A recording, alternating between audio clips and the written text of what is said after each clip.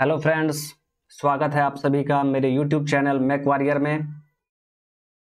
जैसा कि आप जानते हैं थर्मोडायनामिक्स का सीरीज चल रहा है। प्रीवियस लेक्चर में मैंने आपको एनर्जी इंटरेक्शन स्टार्ट किया था, जिसमें हम लोगों ने कुछ बेसिक चीज़ें देखी थी, जैसे वर्क ट्रांसफर क्या होता है। फिर उसके बाद हम लोगों ने क्लोज सिस्टम वर्क का जनरलाइज्ड इक्वेशन देखा था। फिर हम लोगों ने देखा था कि वर्क ट्रांसफर पॉइंट फंक्शन होगा या पाथ फंक्शन होगा। ठीक है, तो मैंने आपको बताया कि वर्क ट्रांसफर पाथ फंक्शन होगा। ये सिर्फ पाथ पर डिपेंड करता है, दैट मीन्स प्रोसेस पर डिपेंड करता है। ओके, फिर मैंने आपको W is equal to P D V का इंटीग्रेशन, उस इक्वेशन को यूज करने का क्या कंडीशन है, ये मैंने आपको बताया था, कहां कहां पर यूज कर सकते हैं। ओके, तो आज के क्लास में हम लोग बेसिकली क्या देखने वाले हैं, डिफरेंट प्रोसेस के लिए क्लोज सिस्टम वर्क कितना होगा, क्या फॉर्मूलाज होगा क्लोज सिस्टम वर्क का डिफरेंट प्रोसेस के लिए, ये हम लोग आज के लेक्चर में देखने वाले हैं। तो चलिए हेडिंग डालते हैं। Close system work, closed system work for various processes, जितने भी तरह का प्रोसेस होगा उस सभी प्रोसेस के लिए क्लोज सिस्टम वर्क कितना होगा, उसका क्या फॉर्मूला होगा, ये हम लोग इस लेक्चर में देखने वाले हैं। तो सबसे फर्स्ट हम लोग बात करेंगे कांस्टेंट वॉल्यूम प्रोसेस।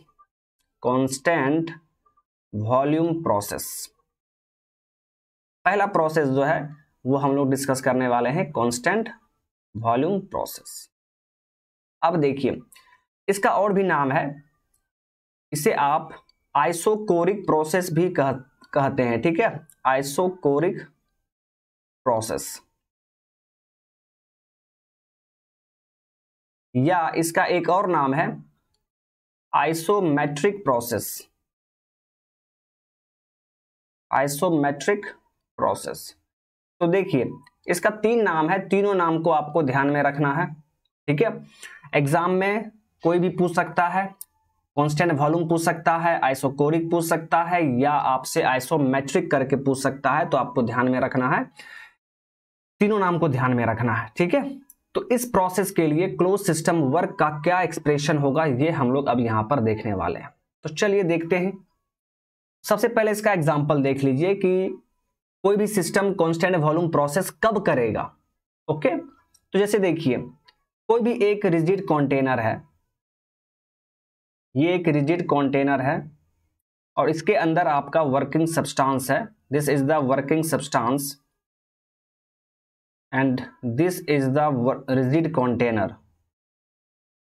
तो आप यहां पर देख रहे हैं कि ये सिस्टम, इस सिस्टम का वॉल्यूम कांस्टेंट है।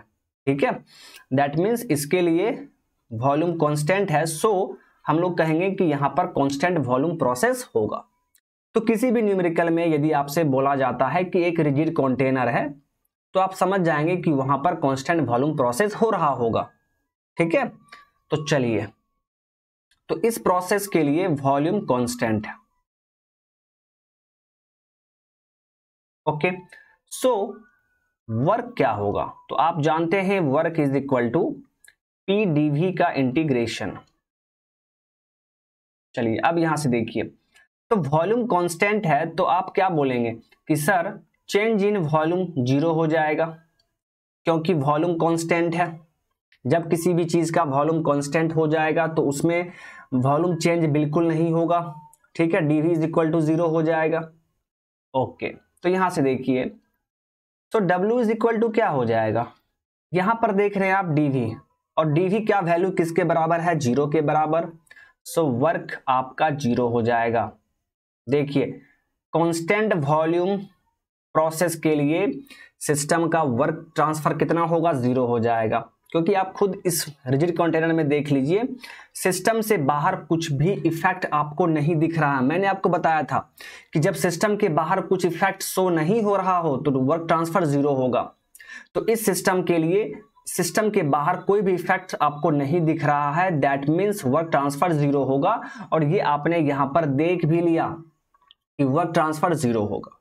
ओके, चलिए फिर याद कीजिए, मैंने आपको बताया था area wise, that means PV diagram पर कोई भी कर्व यदि दिया हुआ है तो उसका एरिया वॉल्यूम एक्सेस पर जितना होगा वो एरिया आपको क्लोज सिस्टम वर्क देगा।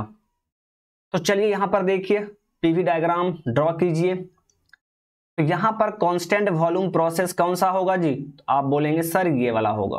ओके, ये देखिए कांस्टेंट वॉल्यूम प्रोसेस हो गया। ओके, तो इस कांस्टेंट वॉल्यूम प्रोसेस का एरिया वॉल्यूम एक्सेस पर कितना होगा जब इसको हम लोग प्रोजेक्ट करेंगे? तो प्रोजेक्ट कीजिए।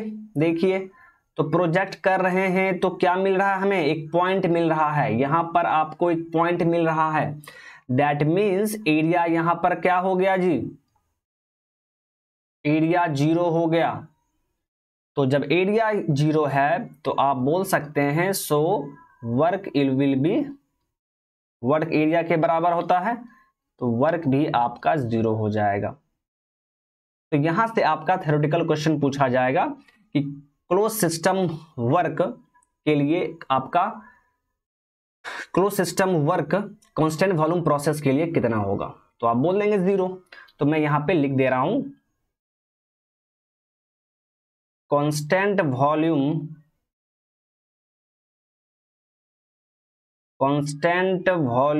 क्लोज सिस्टम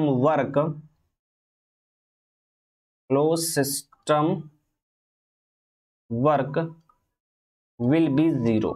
और यही आपको याद रखना है, यदि कोई close system constant volume process कर रहा होगा तो वहां पर आपको वर्क नहीं मिलेगा, वर्क 0 हो जाएगा, क्योंकि बाउंड्री को क्रॉस नहीं कर पा रहा है वर्क। ठीक है, जो भी कुछ हो रहा है वो सिस्टम के अंदर ही हो रहा है। ओके, और ये तीनों नाम मैंने जो आपको बताया, कांस्टेंट वॉल्यूम का एक और नाम आइसोकोरिक प्रोसेस है और एक और नाम आइसोमेट्रिक प्रोसेस है। तो इस तीनों नाम को आपको याद रखना होगा, ध्यान में रखना होगा। ठीक है, तो चलिए अब हम लोग यहां पर बात करेंगे सेकेंड प्रोसेस। सेकेंड प्रोसेस जो है वो है हमारा constant pressure process. Constant pressure process, और इसका एक और नाम देखिए, इसका भी 2 नाम है, वो दोनों देख लीजिए। या आप इसे आइसोबारिक प्रोसेस कह सकते हैं, आइसोबारिक प्रोसेस, या एक और नाम आप इसको बोल सकते हैं आइसोपिस्टिक प्रोसेस। आइसोपिस्टिक प्रोसेस। ओके, तो ये तीनों नाम, ठीक है, कांस्टेंट प्रेशर प्रोसेस का 2 और नाम है, आइसोबारिक प्रोसेस एंड आइसोपिस्टिक प्रोसेस। ये आपको याद रखना होगा। ओके, तो चलिए अब इसके आगे देखते हैं। तो सबसे पहले आप यहां पर देख लीजिए कि कोई भी सिस्टम कांस्टेंट प्रेशर प्रोसेस में कब होगा, पहले ये देख लीजिए, फिर हम लोग वर्क निकालेंगे। ठीक है, तो देखिए यहां पे एक पिस्टन सिलेंडर अरेंजमेंट ले लीजिए, ध्यान से देखिए, एक पिस्टन सिलेंडर अरेंजमेंट ले लीजिए। ओके, यहां पर ये पिस्टन है और इसके अंदर आपका गैस है। तो ये गैस क्या करेगा जी? पिस्टन पर एक प्रेशर एक्सर्ट करेगा, उसे आप क्या बोलेंगे? P gas. ओके, और पिस्टन के ऊपर एटमॉस्फेरिक प्रेशर काम कर रहा है, एटमॉस्फेरिक प्रेशर काम कर रहा है। तो यहां पर आप फ्री बॉडी डायग्राम बना लीजिए, free body diagram for piston.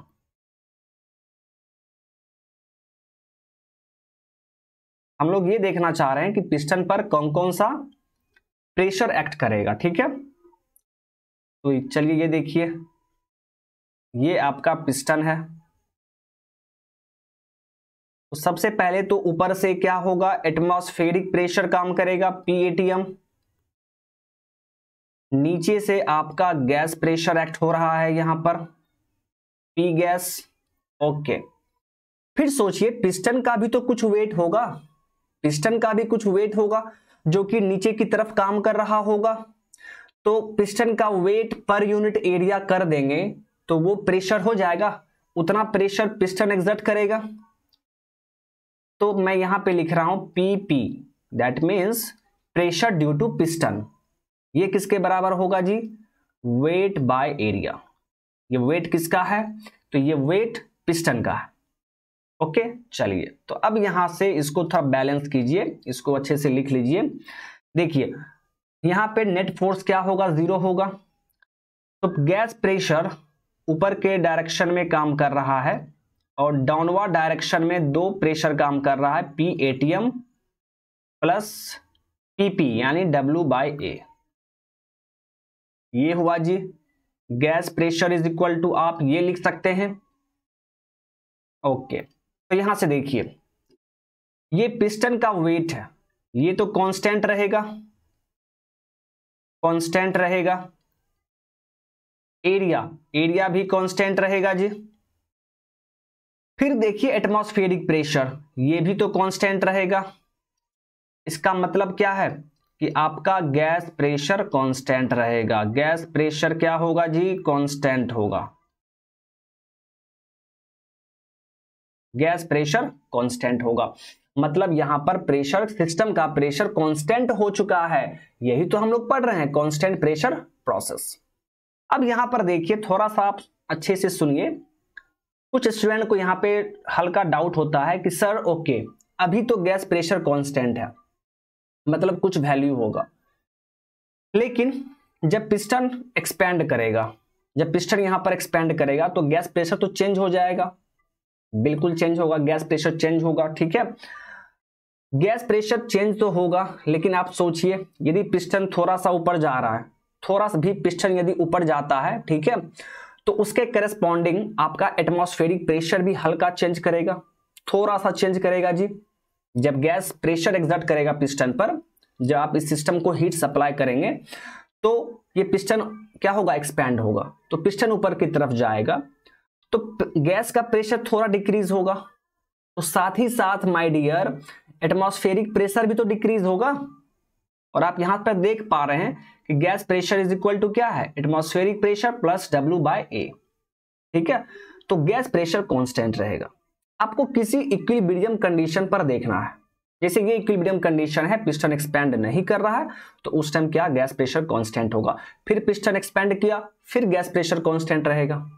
Okay, तो इस चीज को आपको ध्यान में रखना है। चलिए तो अब हम लोग यहां पर क्या करेंगे? वर्क निकालेंगे, क्लोज सिस्टम वर्क। तो W इज इक्वल टू क्या होता है जी? PdV का इंटीग्रेशन। ओके, प्रेशर यहां पर कांस्टेंट है, प्रेशर क्या है जी? कांस्टेंट, तो प्रेशर बाहर निकल जाएगा। So W is equal to, pressure बाहर निकल गया तो बच गया आपका dV, और इसका लिमिट पुट कर दीजिए V1 से V2। That means W is equal to क्या मिल गया आपको? P into V2 minus V1। तो देखिए ये क्लोज सिस्टम वर्क आपको मिल गया कांस्टेंट प्रेशर प्रोसेस के लिए। ये आप याद रखेंगे, ठीक है, ये इक्वेशन आपको याद रखना होगा कि कांस्टेंट प्रेशर प्रोसेस के लिए क्लोज सिस्टम वर्क कितना होगा? तो P into V2 minus V1। चलिए अब यहां पर हम लोग थोड़ा सा एरिया देख लेते हैं, एरिया के अकॉर्डिंग क्या होगा। तो चलिए मैं यहां पे आपको बना दे रहा हूं, PV डायग्राम बनाइए आप, PV डायग्राम। ओके, तो यहां पर कांस्टेंट प्रेशर प्रोसेस आप दिखा दीजिए। This is the constant pressure process. ये आपका 1.1 स्टेट पॉइंट, ये सेकेंड स्टेट पॉइंट। ओके, तो इस कांस्टेंट प्रेशर प्रोसेस के लिए हमें एरिया निकालना है। तो क्या करते हैं जी? इसको प्रोजेक्ट करेंगे वॉल्यूम एक्सिस पे, इसे भी आप वॉल्यूम एक्सिस पर प्रोजेक्ट कर दीजिए। इस पॉइंट के करस्पॉन्डिंग वॉल्यूम V1 है और यहां पर करस्पॉन्डिंग वैल्यू V2 है, एंड इस 1 और 2 पॉइंट पर प्रेशर कांस्टेंट है, दैट मींस P है। तो ये वाला एरिया कितना होगा वो आप निकाल लीजिए। So area is equal to क्या देख रहे हैं आप? P इंटू क्या हो जाएगा? V2 minus V1। ये V2 माइनस V1 यहां पर कहां से आया जी? तो ये जो लेंथ होगा यहां से यहां तक, ये क्या हो जाएगा जी? V2 माइनस V1 नहीं होगा? यही तो है V2 minus V1। So P into V2 minus V1। तो आप यहां से भी देख सकते हैं। So work is equal to आप जानते हैं वर्क एरिया के बराबर होता है, और ये हो जाएगा P into V2 minus V1। Okay, तो यहां पर मैं आपको पॉइंट लिख दे रहा हूं, constant pressure close system work, constant pressure close system work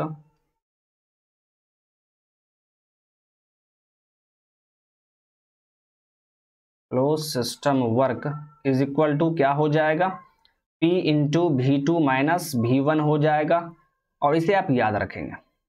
ठीक है, तो ये था my dear constant pressure process. दो प्रोसेस कंप्लीट हो चुका है। पहला हम लोगों ने देखा कांस्टेंट वॉल्यूम प्रोसेस, फिर हम लोगों ने देखा कांस्टेंट प्रेशर प्रोसेस। ठीक है, तो अब हम लोग यहां पर क्या करेंगे, थर्ड प्रोसेस देखने वाले हैं। तो चलिए देखते हैं। थर्ड प्रोसेस आपका है आइसोथर्मल प्रोसेस। Isothermal process. अब यहां पर थोड़ा सा ध्यान देंगे आप। अभी तक मैंने जो आपको दो प्रोसेस बताया था वहां पर कोई इश्यू नहीं था, क्योंकि वर्क का जो एक्सप्रेशन है पीडीवी का इंटीग्रेशन, ठीक है, ध्यान से देखिएगा, वर्क का जो एक्सप्रेशन है माय डियर पीडीवी का इंटीग्रेशन, तो कांस्टेंट वॉल्यूम, तो यहां पे देखिए इस एक्सप्रेशन में प्रेशर भी है वॉल्यूम भी है। तो पहला हम लोगों ने देखा कांस्टेंट वॉल्यूम, कोई दिक्कत नहीं हुआ, यहां पर वॉल्यूम टर्म दिया हुआ है। सेकेंड प्रोसेस हम लोगों ने देखा कांस्टेंट प्रेशर प्रोसेस, यहां प्रेशर भी दिया हुआ है, तो हम लोगों ने निकाल लिया। लेकिन अब हम लोग देख रहे हैं आइसोथर्मल प्रोसेस। आइसोथर्मल का मतलब क्या है कि टेम्परेचर कांस्टेंट रहेगा वहां पर, ऐसा प्रोसेस जिसमें टेम्परेचर कांस्टेंट हो। तो यहां पर वर्क कैसे निकालेंगे हम, अब ये सोचने की बात है। यहां तो टेम्परेचर T कोई टर्म है ही नहीं, इस इक्वेशन में टेम्परेचर T आपको नहीं दिख रहा है, तब हम लोग आइसोथर्मल प्रोसेस के लिए वर्क कैसे निकालेंगे। ठीक है, तो इसके लिए हम लोग क्या करते हैं, आइडियल गैस मानना पड़ेगा। ठीक है, आइडियल गैस इक्वेशन हम लोग को एज्यूम करना पड़ेगा, दैट मीन्स रिवर्सिबल आपको एज्यूम करना पड़ेगा। ठीक है, ओके, तो चलिए अब यहां पर हम लोग देखते हैं। सबसे पहले मैं आपको बता देता हूं कि आइसोथर्मल प्रोसेस कब होगा। ठीक है, जैसे फॉर एग्जांपल यहां से देखिए, मान लीजिए कोई एक सिस्टम है, दिस इज द सिस्टम, और इस सिस्टम में पिस्टन आपका यहां पर है, दिस इज योर पिस्टन। यहां पर कोई भी सब्सटेंस है, ठीक है, सब्सटेंस है, ओके। मान लीजिए कि ये पिस्टन एक्सपेंड कर रहा है, हम लोग यहां पे हीट सप्लाई कर रहे हैं और ये पिस्टन एक्सपेंड कर रहा है। ध्यान से सुनिएगा, तो जब ये पिस्टन एक्सपेंड करेगा माय डियर, तो इस सिस्टम का टेम्परेचर क्या होगा, थोड़ा सा डिक्रीज करेगा। अभी हम लोगों ने हीट सप्लाई नहीं किया है, तो यहां पर क्या होगा, सिस्टम का टेम्परेचर थोड़ा चेंज होगा, डिक्रीज हो जाएगा। लेकिन हम लोग क्या करेंगे, एट द सेम टाइम हम लोग हीट सप्लाई कर देंगे। तो जैसे जैसे पिस्टन एक्सपेंड करेगा, जिस रेट से पिस्टन एक्सपेंड करेगा उसी रेट से हम लोग हीट सप्लाई करते जाएंगे। सेम रेट होना चाहिए। ठीक है, यदि रेट सेम नहीं होगा तो टेम्परेचर में थोड़ा चेंज हो जाएगा, तो फिर वो आइसोथर्मल प्रोसेस नहीं हो पाएगा। तो पिस्टन जिस रेट से एक्सपेंड कर रहा हो उसी रेट से हमें हीट सप्लाई करते जाना है। तो आप क्या देखेंगे, तो आप देखेंगे कि यहां का सिस्टम का टेम्परेचर कांस्टेंट रहेगा, कांस्टेंट। तो इसे ही हम लोग कहते हैं आइसोथर्मल प्रोसेस। ओके, यानी आइसोथर्मल प्रोसेस के लिए आपका टेम्परेचर कांस्टेंट रहेगा। ठीक है, तो देखिए यहां पे टेम्परेचर कांस्टेंट, तो यहां पे आपको आइडियल गैस इक्वेशन एज्यूम करना ही पड़ेगा। आइडियल गैस इक्वेशन,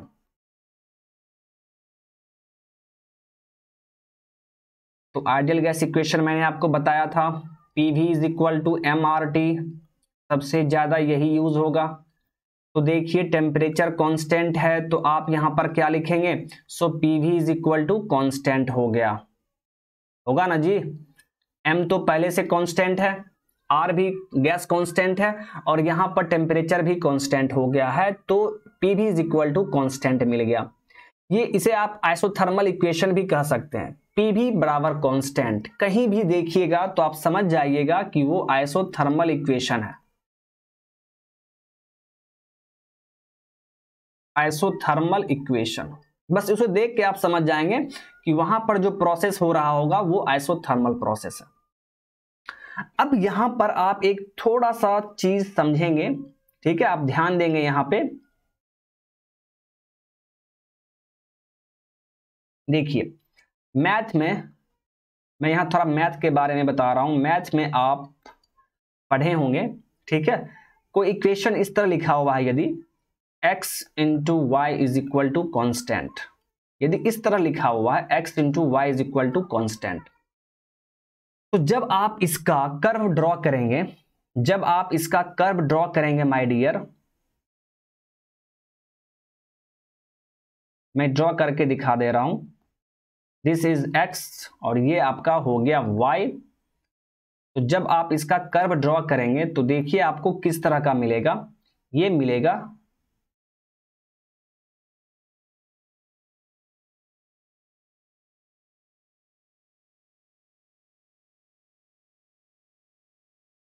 इस तरह का मिलेगा, ठीक है, ये आपको कर्व मिलेगा, इस तरह का कर्व मिलेगा। इस कर्व को हम लोग रेक्टेंगुलर हाइपरबोला कहते हैं, इस कर्व को हम लोग रेक्टेंगुलर हाइपरबोला कहेंगे।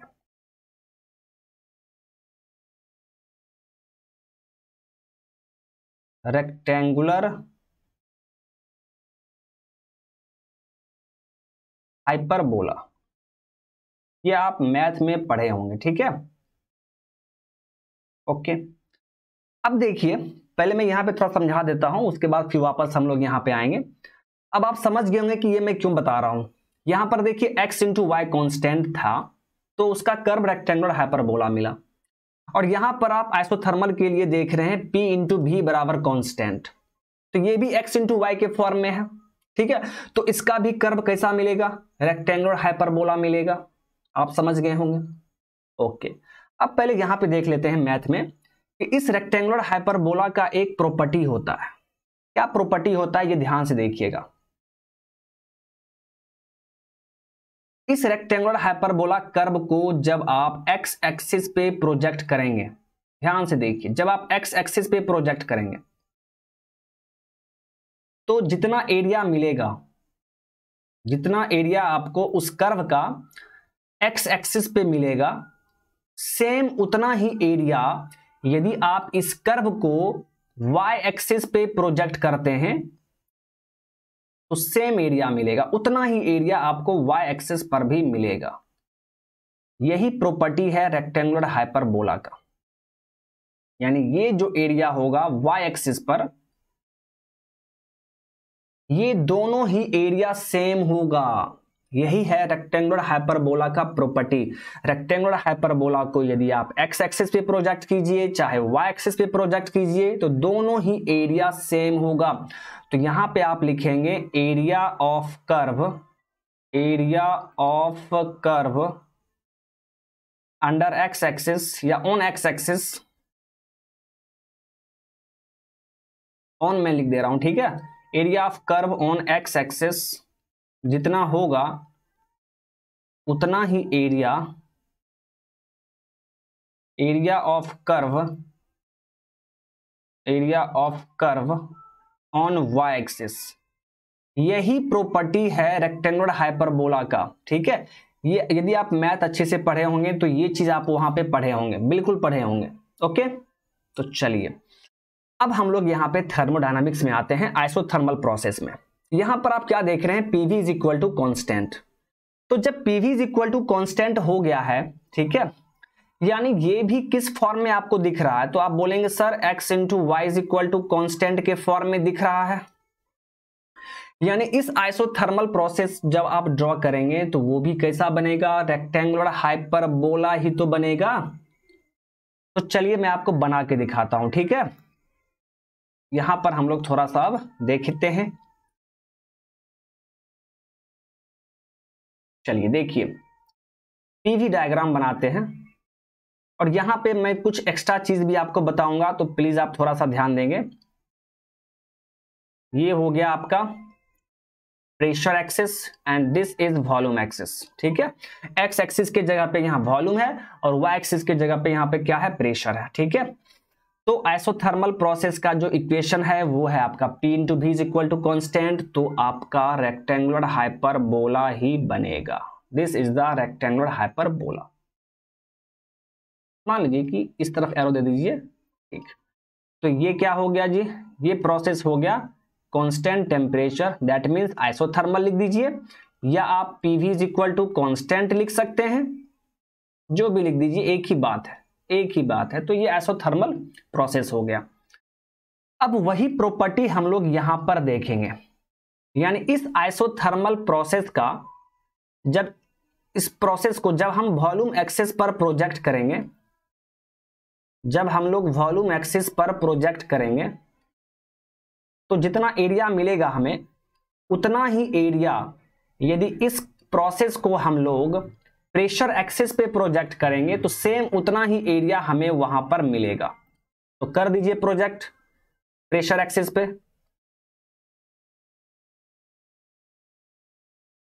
ओके, तो ये वाला जो एरिया होगा दोनों ही एरिया सेम होगा, दोनों एरिया सेम होगा। तो आप यहां पे लिखिए area of curve, area of curve projected on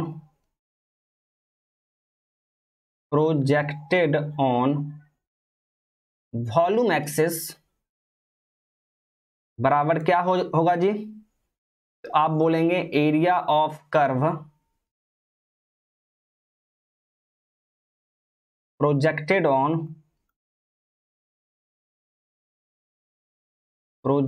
on pressure axis. Okay, यहां तक क्लियर है सभी का। अब यहां से देखिए, और मैंने आपको बताया है कि जब कर्व को हम लोग वॉल्यूम एक्सिस पे प्रोजेक्ट करेंगे और जो एरिया वहां पे मिलेगा उस एरिया को हम लोग क्लोज सिस्टम वर्क कहते हैं। मैंने आपको बताया है closed system work, closed system work कहते हैं उसे। ओके, याद हो गया आपको। अभी मैंने वर्क निकाल के नहीं दिखाया है, वर्क निकालेंगे अभी। ठीक है, अभी पहले आइसोथर्मल प्रोसेस के लिए कुछ बेसिक चीजें आपको क्लियर होना चाहिए, वो आप देख लीजिए। तो क्लोज सिस्टम वर्क ये हो गया। अब जब उसी कर्व को हम लोग प्रेशर एक्सिस पे प्रोजेक्ट करेंगे, ध्यान से सुनिएगा, ये आप आगे पढ़िएगा। किसी पीवी डायग्राम में किसी भी कर्व को यदि आप प्रेशर एक्सिस पर प्रोजेक्ट करते हैं तो जो एरिया वहां पर मिलेगा वो एरिया आपको क्या देगा, तो ये आपको दे देगा ओपन सिस्टम वर्क। ये आप आगे पढ़ेंगे, मैं आपको आगे पढ़ाऊंगा, फिलहाल आप यहीं पे देख लीजिए ओपन सिस्टम वर्क होगा माय डियर। ठीक है, इस चीज को आप ध्यान में रखेंगे। यदि वॉल्यूम एक्सिस पे प्रोजेक्ट कर रहे हैं तो क्लोज सिस्टम वर्क होगा, यदि प्रेशर एक्सिस पे प्रोजेक्ट कर रहे हैं तो वो आपका ओपन सिस्टम वर्क हो जाएगा। कोई दिक्कत यहां पर जी? चलिए, बहुत ही अच्छा।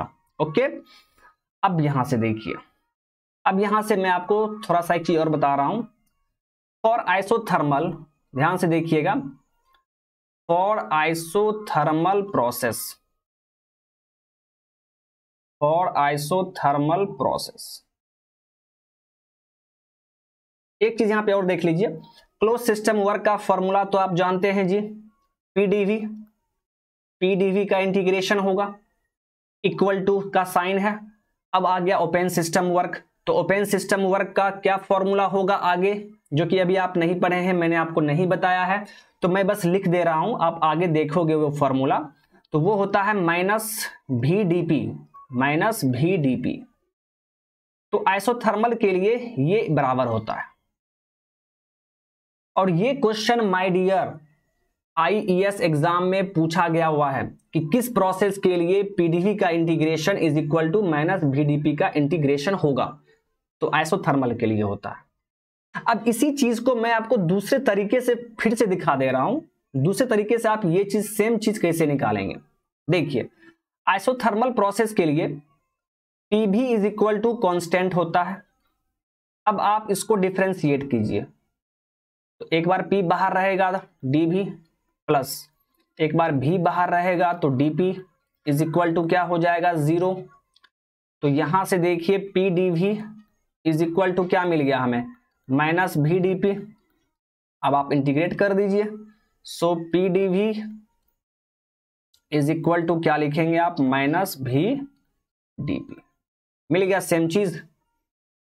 तो ये आइसोथर्मल प्रोसेस के लिए होता है, काफी इंपॉर्टेंट है, आपको ध्यान में रखना है। ओके, आई होप कि आपको सब कुछ समझ में आ चुका है। अब चलिए, अब हम लोग यहां पे वर्क निकालेंगे, ठीक है। तो देखिए अभी अभी आपने देखा फॉर आइसोथर्मल प्रोसेस छोटा सा डेरिवेशन है वर्क के लिए, वो देख लेते हैं। For isothermal process PV is equal to constant. यहां से आप ये भी लिख सकते हैं कि sir P1 V1 is equal to P2 V2 होगा।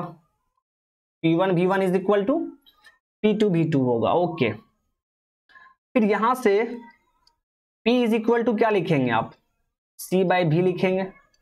Pressure is equal to C by V लिखेंगे। ओके, चलिए अब वर्क निकालते हैं। So work is equal to आप पढ़ चुके हैं PdV का इंटीग्रेशन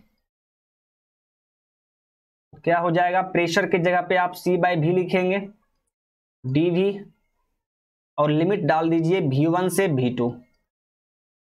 कांस्टेंट बाहर निकल जाएगा जी, फिर क्या बच गया अंदर में dV बाय V, V1 से V2। ओके, फिर यहां से देखिए C dV बाय V का इंटीग्रेशन क्या होगा ln V होगा। ln V लिमिट कहां से V1 से V2। ओके, तो यहां से देखिए so W is equal to आपको मिल जाएगा C ln V2 minus ln V1। तो इसे आप ऐसे भी लिख सकते हैं C ln V2 by V1, इसको लिख सकते हैं जी आप C ln V2 by V1। Okay, so W is equal to C किसके बराबर है जी, C है कांस्टेंट, तो ये C P1 V1 के बराबर भी हो सकता है, P2 V2 के बराबर भी हो सकता है। तो आप यहां पर क्या लिख देंगे, मान लीजिए आप P1 V1 लिखना चाह रहे हैं तो P1 V1 ln V2 by V1। Okay, या यदि आप इसे टेम्परेचर के टर्म में लिखना चाह रहे हैं तो P1 V1 को आप क्या लिखेंगे आइडियल गैस इक्वेशन से mRT1 लिख सकते हैं into ln V2 by V1। तो ये दोनों फॉर्मूला हो गया आपका final expression for work transfer isothermal process के लिए P1 V1 ln V2 by V1 या mRT1 ln V2 by V1। Okay, तो इसे आपको याद रखना ही है, एग्जाम में डायरेक्ट पूछता है, डायरेक्ट ये फॉर्मूला पूछ देता है कि आइसोथर्मल प्रोसेस के लिए क्लोज सिस्टम वर्क क्या होगा, तो आपको डायरेक्ट याद रखना है। अब यहां पर मैं आपको एक चीज और बता देता हूं, देखिए इस इक्वेशन को आप ऐसे भी लिख सकते हैं W is equal to P1 V1 है, that means P initial V initial. Okay, फिर ln V2 बाय V1, जब 1 इनिशियल है तो 2 क्या होगा फाइनल होगा, यानी VF डिवाइड बाय VI। तो मेरे ख्याल से आप इसको याद रखिए, आप इसको याद रखिए तो कोई कंफ्यूजन नहीं होगा। आप बोलेंगे सर कैसे कंफ्यूजन नहीं होगा, तो ध्यान दीजिए आप, यदि आप कोई क्वेश्चन सॉल्व कर रहे हैं और वहां पे आइसोथर्मल प्रोसेस दिया हुआ है बट वहां पे पॉइंट आपका 1 2 नहीं है, या अगर 1 2 भी है 1 2 नहीं है, मान लीजिए कि वहां पर पॉइंट आपका ये 3 है, ये या इसको 4 मान लीजिए, इसको 3 मान लीजिए, और ये आइसोथर्मल प्रोसेस 4 से 3 जा रहा है, तो यहां पे आप वर्क कैसे लिखेंगे, तो डायरेक्ट आप फॉर्मूला वही याद रखिए P initial V initial ln V final divide by V initial, direct आप इसको याद रखिए। अब यहां से देखिए इसके लिए इनिशियल पॉइंट कौन सा होगा, इस आइसोथर्मल प्रोसेस के लिए इनिशियल पॉइंट आपका ये हो गया, एंड फाइनल पॉइंट आपका ये हो गया, बस हो गया। यानी आप यहां पर क्या लिखेंगे, तो आप यहां पर लिखेंगे P4 V4 ln V final, final point कौन सा है 3 point, that means V3 divide by V initial यानी V4। तो इस तरीके से आप वहां पे उस क्वेश्चन में वहां पर वर्क निकाल सकते हैं आसानी से, ठीक है। तो आप इनिशियल एंड फाइनल वाला ही इक्वेशन याद रखेंगे, ये आपके लिए अच्छा रहेगा। ओके, चलिए अब इसके आगे हम लोग बात करेंगे, 3 प्रोसेस ओवर हो चुका है, अब हम लोग बात करेंगे एडियाबैटिक प्रोसेस। तो चलिए देखते हैं। नंबर 4th प्रोसेस जो है माय डियर, वो है आपका एडियाबैटिक प्रोसेस। तो सबसे पहले तो ये समझिए कि एडियाबैटिक प्रोसेस होता क्या है। एडियाबैटिक प्रोसेस होता क्या है, देखिए मान लीजिए कि कोई सिस्टम है, दिस सिस्टम, और ये आपका यहां पर सराउंडिंग है। अब ये सिस्टम एडियाबैटिक प्रोसेस कर रहा है, तो इसका क्या मतलब है, तो इसका मतलब है माय डियर कि सिस्टम से हीट एनर्जी सराउंडिंग में नहीं जा रहा है, एनर्जी नहीं जा रहा है सराउंडिंग में, और सराउंडिंग से भी एनर्जी सिस्टम में नहीं जा रहा है, ठीक है। यदि ऐसा वहां पर हो रहा है तो हम लोग बोलेंगे कि वहां पर सिस्टम एडियाबैटिक प्रोसेस कर रहा है। दैट मीन्स सिस्टम और सराउंडिंग के बीच में एनर्जी का इंटरेक्शन नहीं हो रहा हो, एनर्जी का इंटरेक्शन नहीं हो रहा हो, तो हम लोग बोलेंगे कि वो प्रोसेस एडियाबैटिक प्रोसेस है। मतलब दोनों तरफ से ब्लॉक कर दिया गया, ना सराउंडिंग से हीट आ सकता है सिस्टम के अंदर और ना ही सिस्टम से हीट बाहर जा सकता है, तो उस प्रोसेस को हम लोग एडियाबैटिक प्रोसेस कहेंगे। और ये दोनों तरफ से ब्लॉक हो चुका है, तो two way heat blocked, two way heat blocked, दोनों वे से आपका हीट ब्लॉक हो चुका है, ना अंदर आ सकता है ना बाहर जा सकता है। तो इसका डेफिनेशन मैं पहले लिख दे रहा हूं, the process in which there is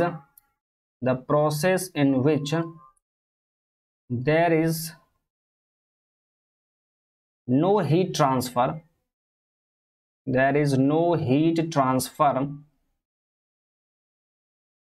between the system and surrounding। बस आप इतना बोल देंगे काम चल जाएगा, between the system and surrounding, system and surrounding. Okay, बस आप इतना बोल दीजिए, हो गया। Surroundings is called adiabatic process, is called adiabatic process. Okay, तो ये आपका एडियाबैटिक प्रोसेस हो गया।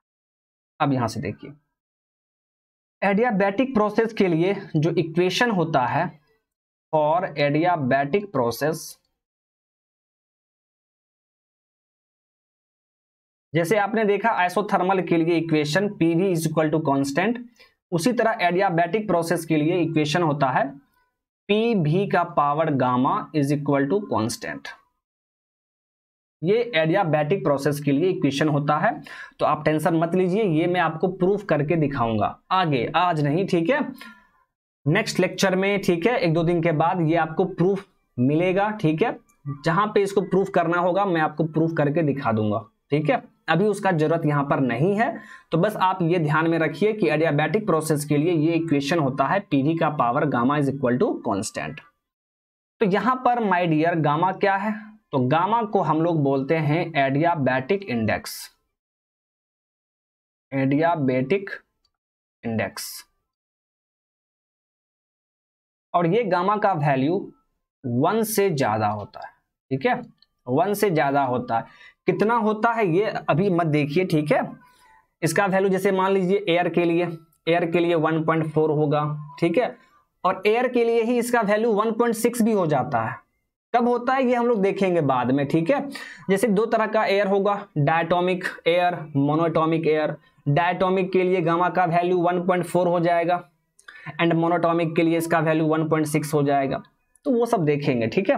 चलिए, तो अब इस एडियाबैटिक प्रोसेस के लिए हमें वर्क ट्रांसफर निकालना है।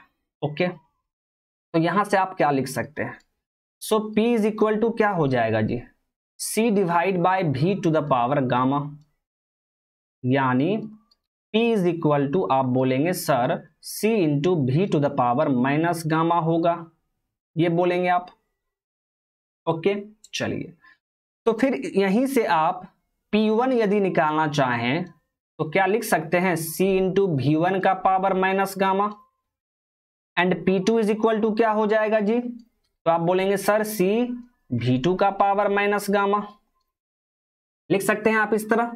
ओके, चलिए, तो डायरेक्ट अब वर्क निकालिए।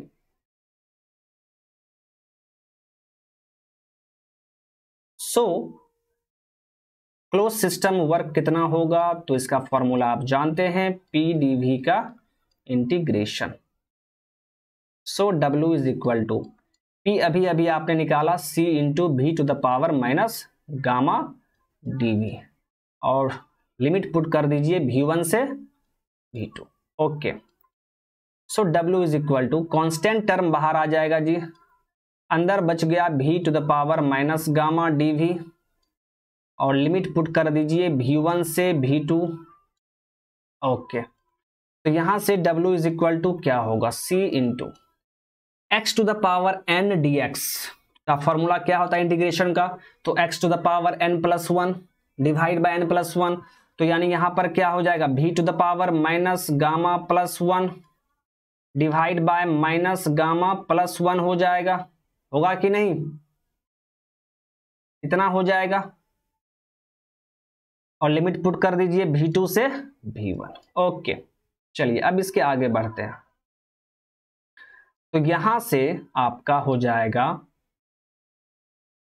W is equal to C divide by one minus gamma, यहां पे लिख दीजिए, ये जो माइनस गामा प्लस वन है ये हम लोग C के नीचे ले आए, तो फिर अंदर में क्या बच गया? तो V to the power minus gamma plus one, और लिमिट V1 से V2।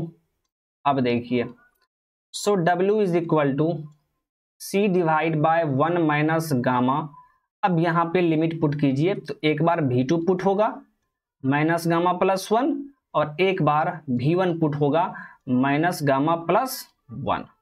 अब देखिए, so W is equal to C divide by one minus gamma, यहां पे देखिए पावर ऐड है, तो क्या मैं इसे ऐसे लिख सकता हूं? V2 का power minus gamma into V2, ऐसे लिख सकते हैं ना जी, बेस सेम है तो पावर ऐड हो जाएगा। ओके, फिर देखिए यहां पे माइनस है, V1 का power minus gamma into V1 आप लिख सकते हैं इस तरह, बिल्कुल लिख सकते हैं जी। चलिए, सो W इज इक्वल टू आपका क्या हो गया? अब क्या करेंगे हम लोग? इस कांस्टेंट को अंदर ले जाएंगे, लेके जाइए, one by one minus gamma, constant बाहर सॉरी अंदर चला गया, तो C V2 का power minus gamma into V2 minus C V1 का power minus gamma into V1। यहां तक क्लियर है? अब यहां से देखिए, कुछ देर पहले ही आपको मैंने दिखाया था P1 is equal to C V1 का पावर माइनस गामा, और C V2 का पावर माइनस गामा को हम लोग P2 कहते हैं। बस यही टर्म तो वहां पे आपको दिख रहा है, C V2 का पावर माइनस गामा यहां पे लिखा हुआ है, तो ये क्या हो जाएगा जी? P2। ये क्या है? यही तो P2 है, और ये क्या है? C V1 का पावर माइनस गामा, तो यही तो P1 है, तो आप क्या लिख देंगे? सो W इज इक्वल टू, ऊपर आपका मिल गया P2 V2 minus P1 V1 divide by one minus gamma. चलिए, अब यहां से देखिए, अब आप यहां पे क्या कीजिए, माइनस कॉमन निकाल लीजिए दोनों से, न्यूमरेटर एंड डिनोमिनेटर दोनों से माइनस कॉमन निकाल लीजिए, तो ऊपर क्या बच जाएगा? P1 V1 minus P2 V2, और नीचे क्या बच जाएगा जी? माइनस कॉमन निकालेंगे तो गामा माइनस वन, ये माइनस माइनस कैंसल आउट हो गया। सो W इज इक्वल टू क्या फॉर्मूला मिल गया जी? P1 V1 minus P2 V2 divide by gamma minus 1। तो ये फॉर्मूला मिल गया हमें एडियाबैटिक प्रोसेस में क्लोज सिस्टम वर्क का। एडियाबैटिक प्रोसेस में क्लोज सिस्टम वर्क का ये फॉर्मूला हो गया। तो मैं यहां पे लिख दे रहा हूं adiabatic process close system work, यही है। This is the adiabatic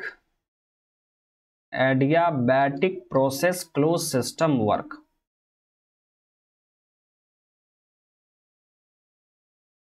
closed system work. अब यहां पर थोड़ा सा एक चीज आपको ध्यान देना है कि इस एडियाबैटिक प्रोसेस में क्लोज सिस्टम वर्क तो हम लोगों ने देख लिया और ये फॉर्मूला निकल गया। ये फॉर्मूला बहुत ही इंपॉर्टेंट है, लगभग हर एक एग्जाम में पूछा जा चुका है और पूछेगा भी, ठीक है। तो इस फॉर्मूला को आप याद रखेंगे। यहां पर P1 V1 minus P2 V2 है, तो आप टेंशन नहीं लेंगे। इसका मतलब क्या है कि ये प्रोसेस 1 से 2 जा रहा होगा। यदि प्रोसेस 2 से 3 होगा एडियाबैटिक का, यदि क्वेश्चन में एडियाबैटिक प्रोसेस 2 3 है, तो आप यहां पर क्या लिखेंगे, W बराबर P2 V2 minus P3 V3 divide by gamma minus 1। Okay, तो इस चीज को आप ध्यान में रखेंगे। अब देखिए, तो एडियाबैटिक प्रोसेस में हीट ट्रांसफर 0 होता है, लेकिन वर्क ट्रांसफर 0 नहीं होता है। देखिए उसका एक्सप्रेशन मिल गया हमें, वर्क ट्रांसफर 0 नहीं होता है, बट हीट ट्रांसफर 0 होगा एडियाबैटिक प्रोसेस में, और ये आपको याद रखना होगा। ओके, चलिए, तो 4 प्रोसेस माय डियर कंप्लीट हो चुका है। अब एक प्रोसेस और बचा है, ये भी हम लोग देखेंगे अभी। आपका 5th प्रोसेस जो है वो है पॉलीट्रॉपिक प्रोसेस। पॉलीट्रॉपिक प्रोसेस, तो देखिए पॉलीट्रॉपिक प्रोसेस में क्या होता है। सबसे पहले तो आपको मैं बता दूं, पॉलीट्रॉपिक प्रोसेस में अभी तक आपने जो भी 4 प्रोसेस देखा है उसमें कोई ना कोई चीज कांस्टेंट तो है ही। पहला आपने देखा constant volume process, volume constant. दूसरा कांस्टेंट प्रेशर, प्रेशर कांस्टेंट। तीसरा आपने देखा आइसोथर्मल, टेम्परेचर कांस्टेंट। फोर्थ आपने देखा एडियाबैटिक प्रोसेस, हीट कांस्टेंट है, ठीक है। लेकिन ये जो पॉलीट्रॉपिक प्रोसेस है, इस बेचारे का कोई भी चीज कांस्टेंट नहीं होता है, कोई भी चीज कांस्टेंट नहीं है इसका। Nothing is constant here. इस प्रोसेस के लिए कोई भी चीज कांस्टेंट नहीं होगा। इसका मतलब क्या है, कोई भी चीज कांस्टेंट नहीं होगा, इसका मतलब है कि हर एक चीज चेंज होगा। दैट मीन्स फॉर एग्जाम्पल, या दैट इज करके लिखिए, दैट इज यहां पर प्रेशर भी चेंज होगा, वॉल्यूम भी चेंज होगा, हीट भी चेंज होगा, टेम्परेचर भी चेंज होगा। तो ये सभी चीज यहां पर चेंज होगा, चेंजेस। अब आप बोलेंगे सर कैसे, सर कैसे चेंज होगा, ठीक। सबसे पहले इसका एग्जांपल देख लीजिए। इसका example, a balloon exposed to atmosphere, exposed to atmosphere. एक बैलून को एटमॉस्फेयर में एक्सपोज किया गया है, छोड़ दिया गया। ये एग्जांपल होगा पॉलीट्रॉपिक प्रोसेस का। कैसे, वो देखिए। बैलून को जैसे ही आप एटमॉस्फेयर में छोड़िएगा तो वो क्या होगा, सनलाइट उस पर पड़ेगा तो उसका टेम्परेचर चेंज होगा। टेम्परेचर चेंज होगा ना जी, टेम्परेचर इंक्रीज करेगा, तो टेम्परेचर चेंज कर गया। ओके, जब टेम्परेचर चेंज करेगा तो बैलून क्या होगा, ऊपर की तरफ जाएगा। टेम्परेचर बढ़ेगा तो क्या होगा, बैलून ऊपर की तरफ जाएगा। अब ऊपर की तरफ जा रहा है, दैट मीन्स उस पर प्रेशर डिक्रीज हो रहा है, प्रेशर चेंज कर रहा है। जैसे जैसे बैलून ऊपर की तरफ जाते जाएगा, प्रेशर चेंज करते जाएगा, प्रेशर वहां पे डिक्रीज होगा, तो प्रेशर भी चेंज कर रहा है। फिर सनलाइट पड़ने के कारण बैलून का वॉल्यूम क्या होगा, एक्सपैंड होगा। वॉल्यूम एक्सपैंड होगा जी, वॉल्यूम भी चेंज कर रहा है, और हीट तो चेंज कर ही रहा है। सनलाइट पड़ रहा है तो वहां पे हीट ट्रांसफर हो रहा है, तो हीट भी चेंज कर रहा है। तो यहां पर कोई भी चीज कांस्टेंट नहीं रहता है पॉलीट्रॉपिक प्रोसेस में। ओके, तो आप इस चीज को ध्यान में रखेंगे। तो चलिए अब यहां पर देखते हैं पॉलीट्रॉपिक प्रोसेस के लिए क्या होता है। For polytropic process, for polytropic process PV का power n is equal to constant होगा। अभी कुछ देर पहले आपने एडियाबैटिक प्रोसेस के लिए देखा था पीवी का पावर गामा कांस्टेंट होगा।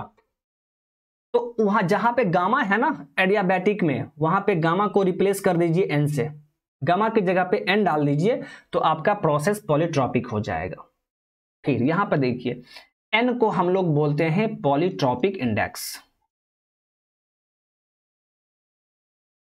Polytropic index. और ये n का वैल्यू जो होता है ना वो 1 से ज्यादा होगा, लेकिन एडियाबैटिक इंडेक्स गामा से कम होता है। याद रखेंगे आप, n का वैल्यू, n क्या है, पॉलीट्रॉपिक इंडेक्स है, गामा क्या है, एडियाबैटिक इंडेक्स। पॉलीट्रॉपिक इंडेक्स का वैल्यू 1 से बड़ा होगा लेकिन गामा से छोटा होगा। ओके, चलिए अब यहां पे मैं आपको डेरिवेशन करके नहीं दिखाऊंगा, तो आप बोलेंगे सर क्यों नहीं दिखाएंगे, तो देख लीजिए। जब आपका एडियाबैटिक प्रोसेस था पीवी का पावर गामा कांस्टेंट, तो सोचिए वहां पे वर्क का क्या एक्सप्रेशन मिला था। तो आप बोलेंगे sir P1 V1 minus P2 V2 divide by gamma minus 1 मिला था, मिला ना जी। सेम यहां पर देखिए पीवी का पावर n कांस्टेंट है, बस यहां पे गामा की जगह पे n आ गया है, तो आप लिख नहीं सकते हैं क्या। सो यहां पर W का वैल्यू क्या मिलेगा हमें, ठीक है, हम बस सिमिलरली करके लिख देंगे। तो यहां पर देखिए P1 V1 minus P2 V2, जहां पे गामा है वहां पे आप n लिख दीजिए, डिवाइड बाय n माइनस 1। तो ये हो गया आपका पॉलीट्रॉपिक वर्क, यानी इस वर्क को आप क्या बोलेंगे, polytropic close system work, polytropic closed system work. कुछ नहीं करना है, एडियाबैटिक प्रोसेस में जो वर्क का एक्सप्रेशन होगा आप वहां पे गामा की जगह पे n पुट कर दीजिए, ठीक है। तो देखिए 5 प्रोसेस होता है, पांचों प्रोसेस मैंने आपको बता दिया, पांचों प्रोसेस हम लोगों ने देख लिया, ठीक है। Constant volume, constant pressure, isothermal, adiabatic, polytropic, ठीक है। आपको पहले बेसिक चीजें ध्यान में रखना है, ठीक है। फिर आपको वर्क का फॉर्मूला ध्यान में रखना है कि क्लोज सिस्टम वर्क का फॉर्मूला क्या होगा डिफरेंट डिफरेंट प्रोसेस के लिए, ठीक है। चलिए अब यहां पे मैं थोड़ा सा आपको यहां पे कंपैरिजन करके दिखाऊंगा, कंपैरिजन करके देखिए। सबसे पहले तो हम लोग एडियाबैटिक प्रोसेस के बारे में बात करते हैं, एडियाबैटिक प्रोसेस।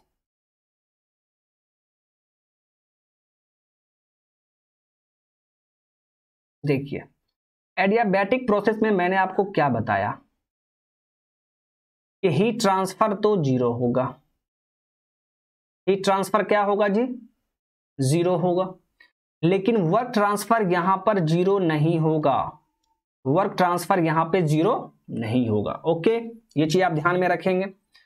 फिर आइए पॉलीट्रॉपिक पे, पॉलीट्रॉपिक प्रोसेस।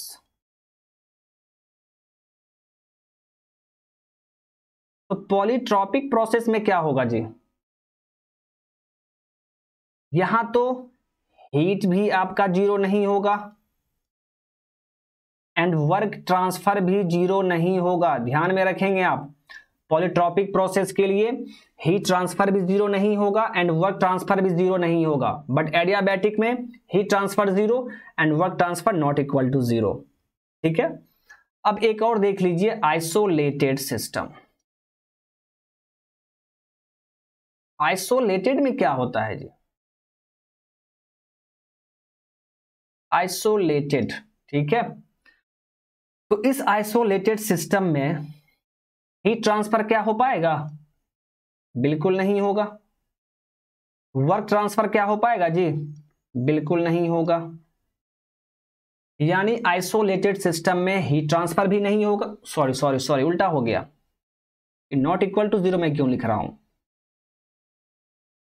ओके देखिए, मतलब हीट ट्रांसफर जीरो होगा एंड वर्क ट्रांसफर भी जीरो होगा आइसोलेटेड सिस्टम के लिए। ठीक है, क्योंकि सिस्टम सराउंडिंग से आइसोलेट हो चुका है, तो ना ही वहां पर हीट ट्रांसफर होगा ना ही वर्क ट्रांसफर होगा। ये आप चीज पढ़ चुके हैं। अब खुद आप सोच लीजिए ना, Q जीरो है, W जीरो है, और Q और W को हम लोग क्या कहते हैं जी? Q और W दोनों ही जीरो हो चुका है, दोनों ही जीरो है। और इस Q और W को क्या कहते हैं हम लोग?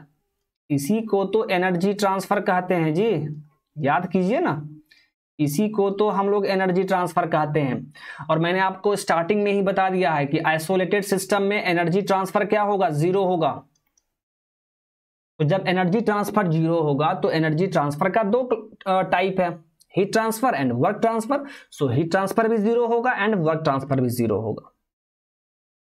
तो ये तीन चीज आप यहां पे ध्यान में रखेंगे, क्योंकि यहां से क्वेश्चन पूछा जाता है तो आप वहां पर कंफ्यूज नहीं होंगे। एडियाबैटिक प्रोसेस में heat transfer zero, work transfer not equal to zero.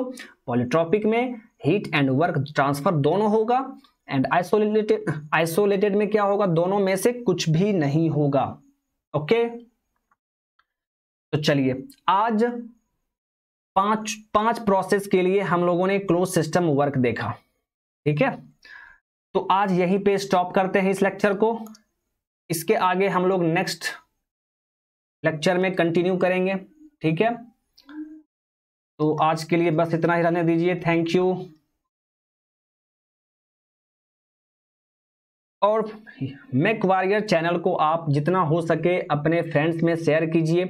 ठीक है, सब्सक्राइब कर दीजिए एंड सेशन को लाइक कर दिया कीजिए। ओके, तो thank you my dear, thank you, bye bye.